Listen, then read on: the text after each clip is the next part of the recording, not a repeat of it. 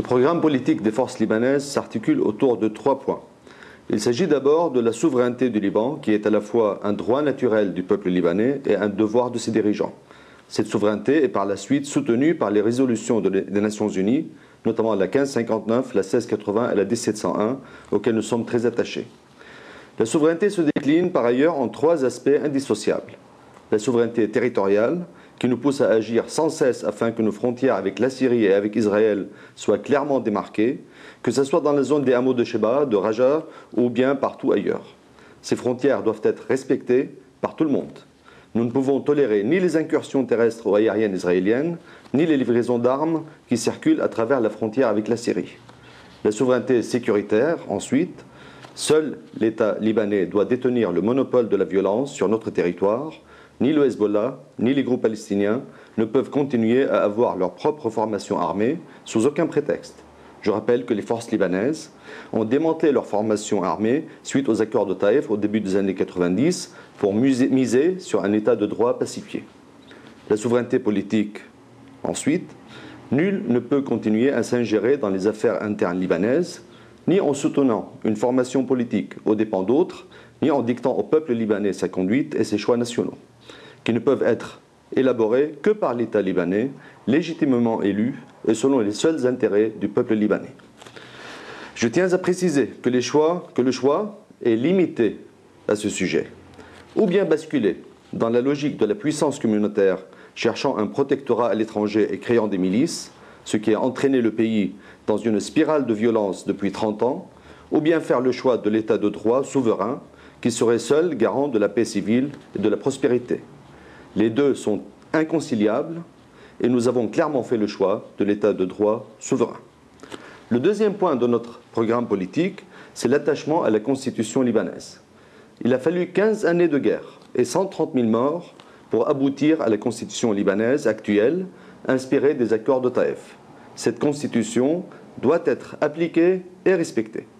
Il n'est guère envisageable, à l'heure actuelle, de la modifier ou de l'amender, surtout en présence de groupes armés sur le territoire libanais qui peuvent exercer une violente pression afin qu'une nouvelle constitution réponde à leurs propres intérêts. Et le dernier point, c'est de remettre le citoyen au cœur de la cité et assurer un développement durable. Orienter le débat national vers une société solidaire de ses éléments les plus fragiles, en facilitant notamment leur accès aux soins et à l'éducation. Agir pour faire la lumière sur le sort des Libanais, arbitrairement détenus pour des raisons politiques dans les prisons syriennes. On en estime le nombre à près de 600 de toutes les communautés et toutes les régions du Liban. Et réaliser la décentralisation administrative, garante d'un développement durable, notamment dans les zones rurales, et favorisant la démocratie de proximité. En fait, nos relations avec les autres partis libanais sont basées sur les principes que je viens de citer, et notamment le principe du respect de la souveraineté.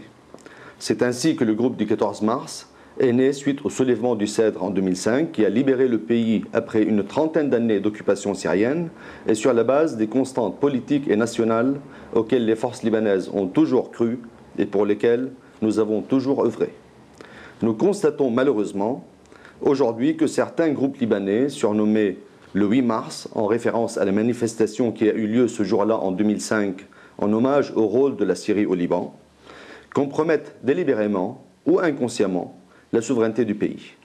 Sur cette divergence de principes qu'ils ont creusé le fossé par rapport à notre vision du Liban. Il ne s'agit certainement pas d'une rupture idéologique, parce que nous n'avons pas d'idéologie, nous avons une pensée politique et des constantes politiques, et encore moins communautaire, car le Liban ne peut se développer qu'à travers toutes ces communautés réunies et unies autour de l'intérêt national. Il est certain que ces élections vont être déterminantes pour l'avenir du Liban. Si nous gagnons ces élections, nous continuerons à œuvrer en faveur d'un État de droit, espace de liberté, de paix et de prospérité pour tous ses citoyens, comme nous essayons de le faire depuis 4 ans. Or, si le 8 mars gagne, le Liban sera durablement attelé à l'axe syro-iranien, dans une région marquée par son instabilité et ses accès de violence.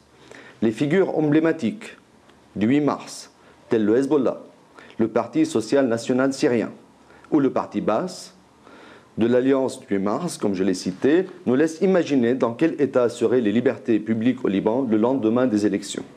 La guerre de juillet 2006 entre le Hezbollah et Israël, celle de mai 2008 où le Hezbollah a militairement occupé Beyrouth, ainsi que les 15 années où les pro-syriens étaient au pouvoir au Liban, nous en donnent un avant-goût, somme toute, assez amer et alarmant.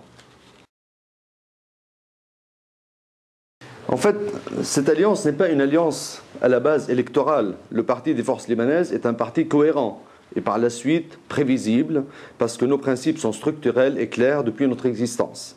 C'est autour de ces principes que nous nous sommes retrouvés spontanément dans la mouvance multiconfessionnelle et souverainiste du 14 mars qui est venue réclamer l'indépendance et précisément la souveraineté du Liban, chose que nous avions commencé 30 ans auparavant. Tant que ces principes régissent les différentes composantes du 14 mars, nos rapports non seulement ne changeront pas, mais ils seront appelés à se renforcer.